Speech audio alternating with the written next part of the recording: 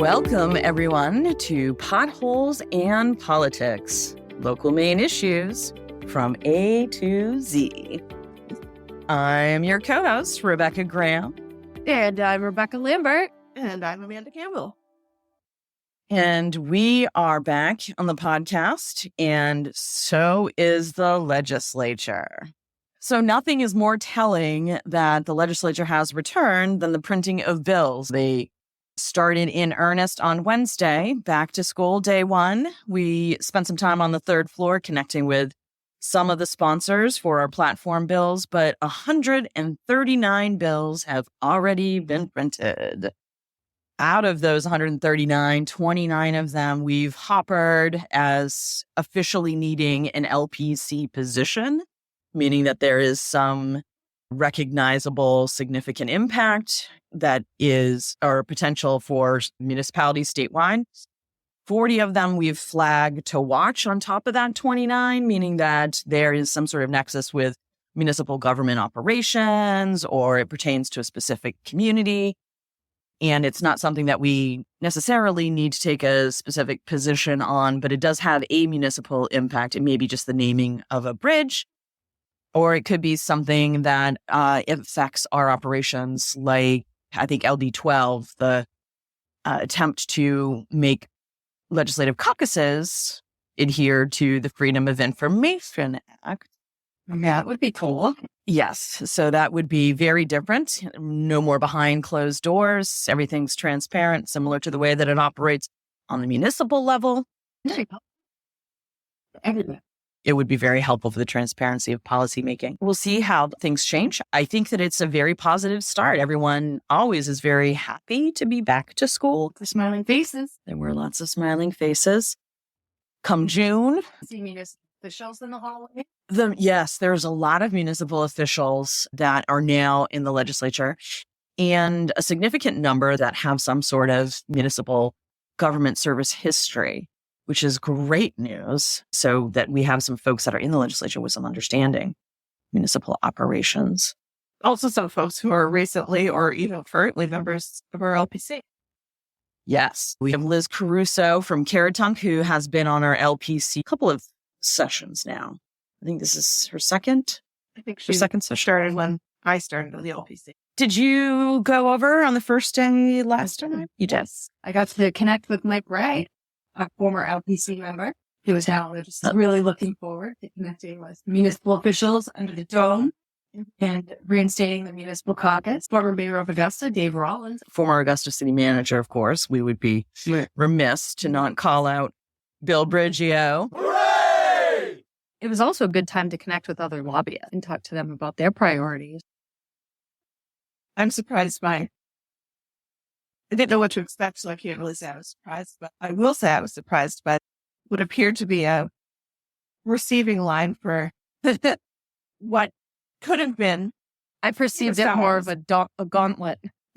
It was crazy, and I did not expect it. Yeah, I think legislators probably consider it a gauntlet, too, because there's no way you're getting through that horde of people in the hallway without someone grabbing you. Right. And then I was even more surprised when, Rebecca, you said that it wasn't just first day occurrence. That happens all the time. No, the third floor on any session day looks just like that and sometimes gets hairier. Happy Cloture Day is what I heard yesterday from another one of our municipal experienced legislators, Representative Sachs, who's on one of your committees. She's on EUT, I think. So we've got kind of like a sprinkling of municipal officials throughout all of those subject areas. It'll help balance the conversations with, this is what we can do.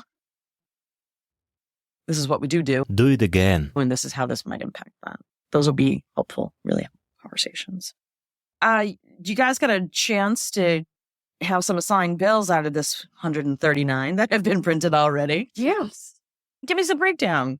What are flags for your committees, Lambo?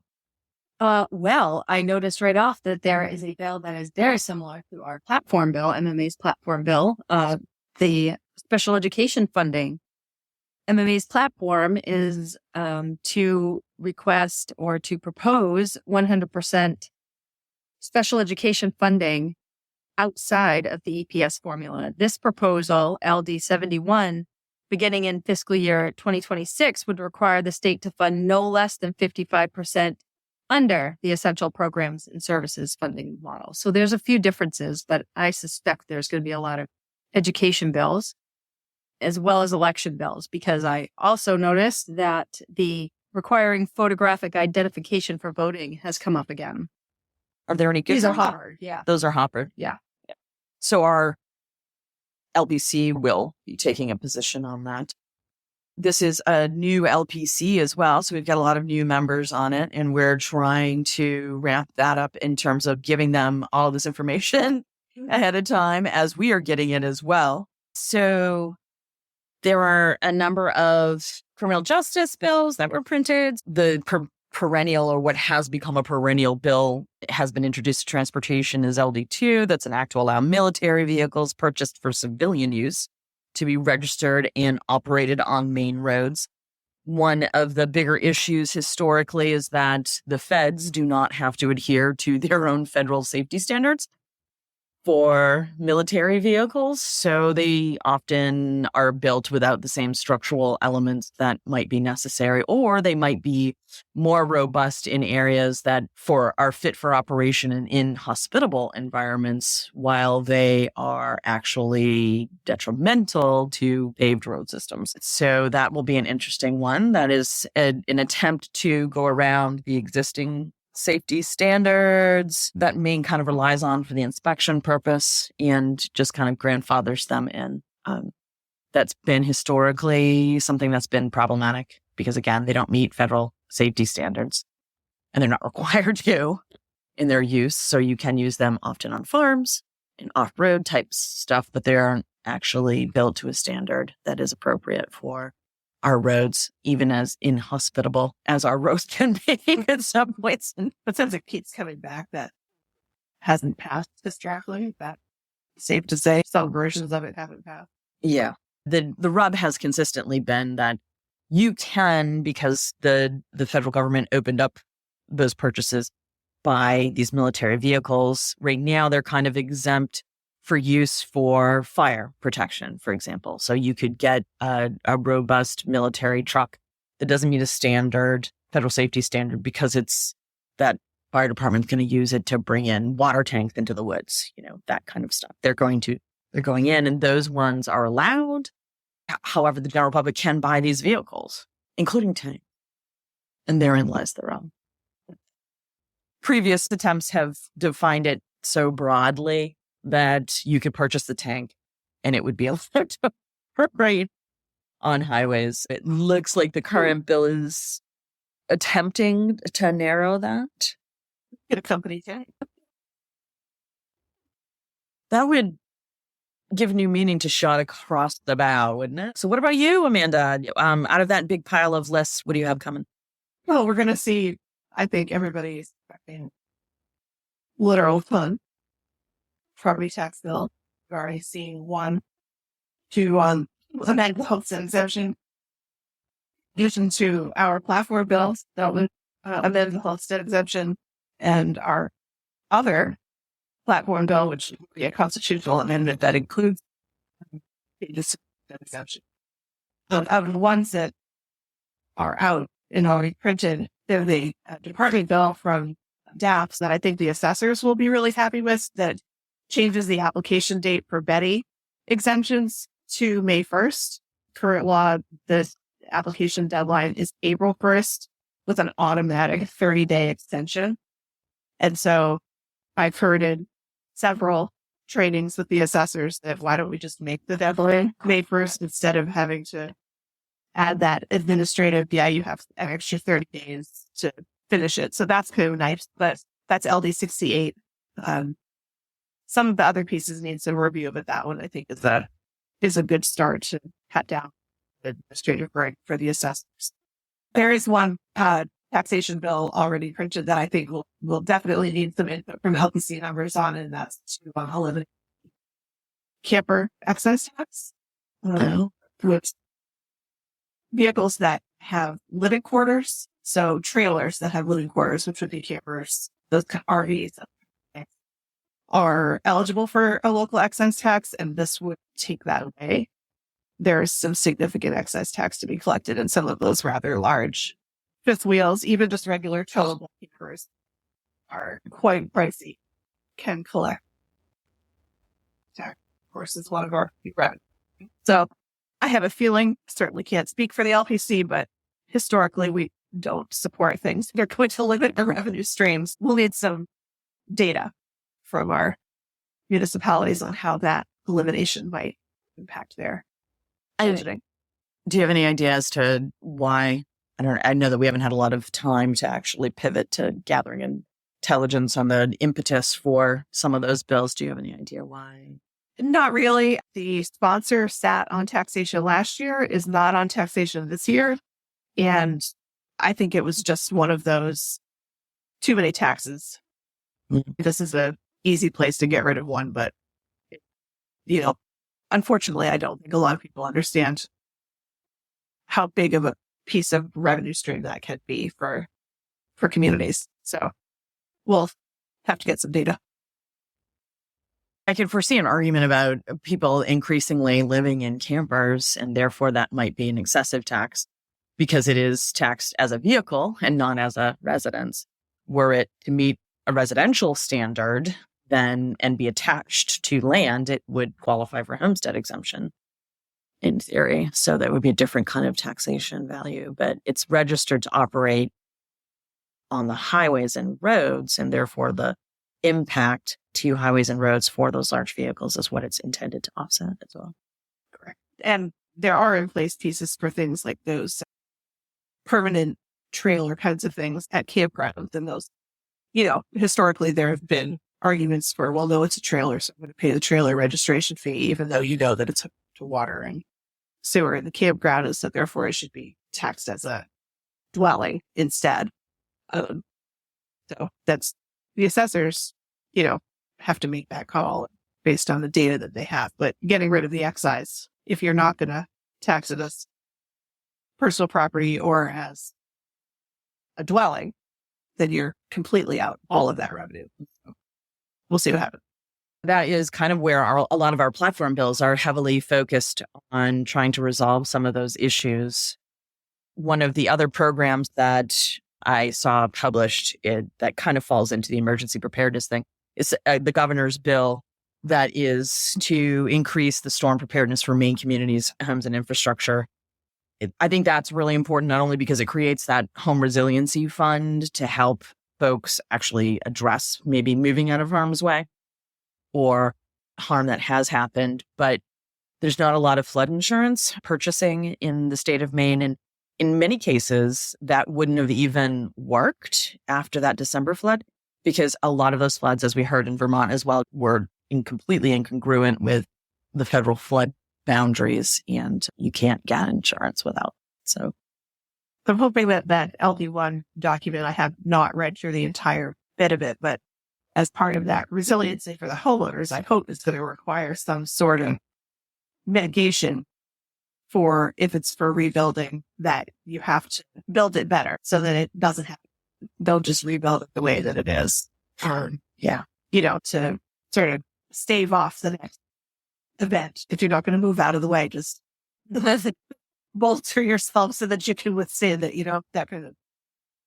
I think nothing probably brings that home more loudly than the different responses between New Orleans and Hurricane Sandy, and the types of dwellings, whether they're seasonal, billion-dollar mansions that are on the beach that get blown away, or whether they are deeply impoverished community spaces that might not have significant amount of value, but had extreme importance, right, to the livelihoods of individuals there.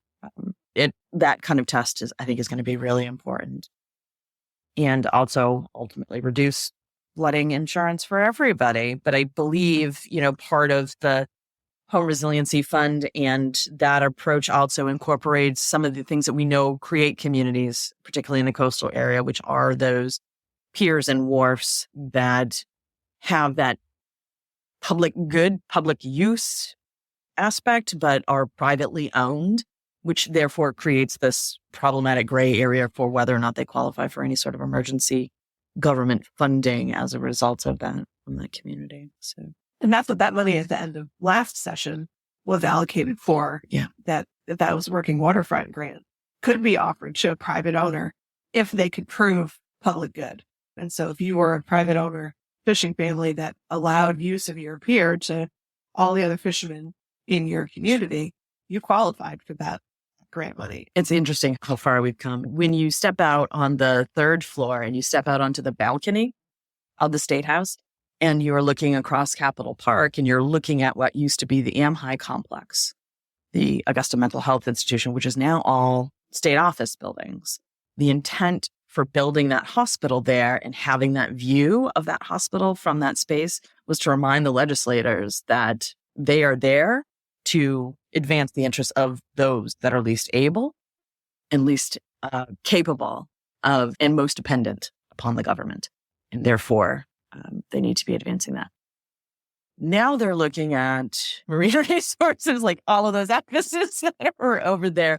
So it kind of changes that history. I'm not saying that that's neither good or bad, but I think that was kind of an important structural element of placing that hospital in that location directly across and in the visual line of the Capitol. And that's something that I don't know that actually gets thought of or done. That's interesting. I've never heard that. It's a really interesting, and I have a historical map of Augusta in my office that actually shows the placement, obviously, of those two buildings. And it never occurred to me their relationship to one another. And so that's really, really interesting history.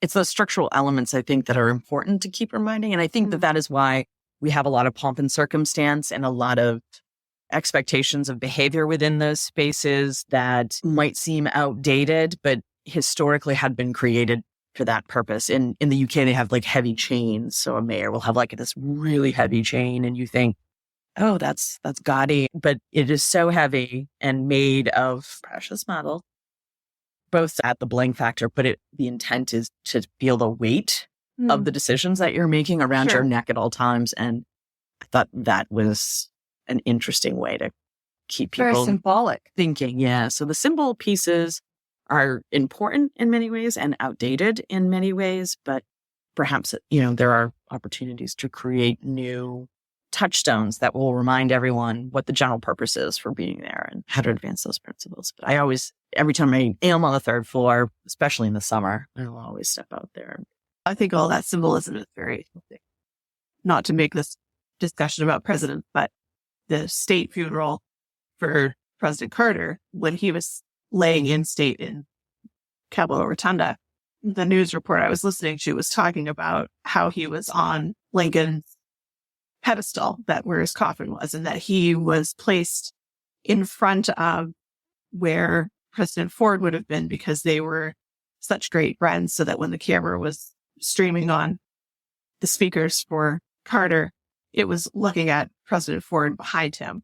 And so there was just lots of symbolism that he had inserted into his own service around that building and where they were and who they would be looking at. And I just think that that's really, really cool. And so to hear that about our own local buildings, that kind of symbolism in our own spaces, I think is representative of the government as a whole, that we take that location and where we are and what our responsibilities are is deeply rooted in how we do things. Yeah. And how do we create that new when now we're looking at state office? Right. And that thought process, what's the new symbolism? We are going to be doing or are being asked to do a number of introductory orientation sessions before our committees of jurisdiction that we cover. We've got a couple coming up. We've got state and local government coming up and criminal justice and public safety. I'll be doing environment, natural resources, taxation, and marine resources next week.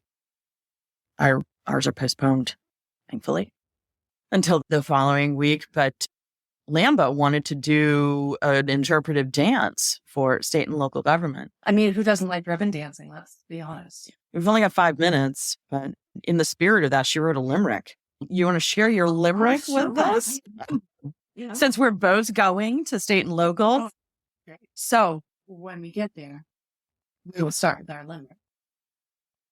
There once were two girls named Rebecca. One was real sweet. The other would wreck you. We'll let you decide which is which. But don't call either one of us late for dinner. Because girls got to eat. Huh. It's one of the few committees that we end up covering kind of overlapping. Where else is there overlap? Sometimes DHHS. Yeah. There's overlap there, but next is public safety stuff. I've got roads, you've got cemeteries. So they all tend to meet in staying along. So we get to tag team that one, and I think that would be fun. I like that Rebecca wrote a limerick for it. I would favor the limerick kind of sort of over the interpretive dance because Well, you can just do the talking, and I'll great. do the dance behind. Yeah, you Oh, would God, that would be recite the hilarious. limerick, and you. That would be hilarious. Now, we usually It's memorable. it is, but I think what we want them to remember is that our positions are not Rebecca Squared's positions. True. They are our legislative policy committee's positions. They vet the bills. We tell them what the bills functionally do. They do a lot of debate, a lot of really sensible debate, and come to an agreement on a path forward for each bill. And then they are the ones that give us our marching orders. Yep. And that's how they get made. Perhaps we should, do a preview for the LPC of our interpretive dance testimony. I think that's a good idea. We can do it to one of the songs that are part of our Spotify. Playlist. Yeah. Oh, Indeed. yeah. If you're interested in having access to our Spotify playlist, I understand we have a few listeners out there. You can email mmapodcast@memun.org. You can also use that email to drop us a line, send us a note, ask us to cover a topic. Perhaps you'd like to be a special guest.